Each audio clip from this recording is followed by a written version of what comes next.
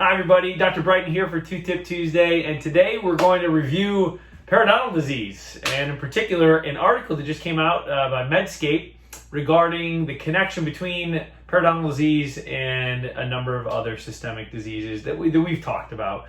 But I think it's great just to hear them and be reminded of it. In particular, this article was by a Dr. Fabiano Serfati, a medical doctor. And the reason why I named that is because it is becoming more and more apparent, not just to dentists, but to the medical community of doctors, of how periodontal disease and gum disease is linked to the rest of your body. I sometimes make jokes to patients and I'll say, believe it or not, your mouth is connected to your body. And so he covered a number of things that we've talked about in the past, right? So we know there's a connection between diabetes and gum disease. We know that there's a connection between cardiovascular disease and gum disease. We've talked about the connection between Alzheimer's and gum disease, and in particular P. gingivalis, that main bacteria we talked about, how it enters into the bloodstream, makes its way to the brain, and as a result, we get some increased risk for Alzheimer's.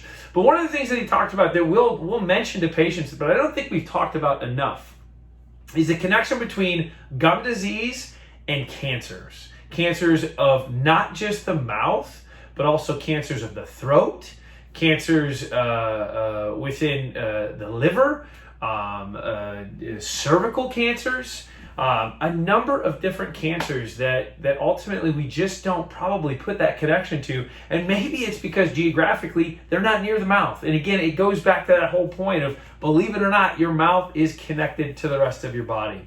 So for those patients out there that we've talked to about gum disease, the risk for gum disease, or for those patients that maybe aren't maintaining their oral wellness visits, and as a result, they're running the risk of increased likelihood of the development of gum disease, be mindful of that. You need to continue to take care of things at home. Make sure you're flossing daily, brushing twice daily. Make sure that you're getting into your oral wellness visits on time. And make sure if you've been told you have gum disease, you need to have it treated, get it treated. And for those of you that maybe are high risk and we've said, hey, let's put you on a 3-month recall so that you can maybe avoid the development of gum disease, stick to that. Again, it's not just about your oral health, it's about your systemic health. Many of you have heard me say it, but I mean it. My goal as your dentist, or for dentists out there, our goal is to optimize your oral health so as to optimize your systemic health. So that's my Two Tip Tuesday for you. Hope you find it helpful. If you have any questions about it, questions about the article, reach out.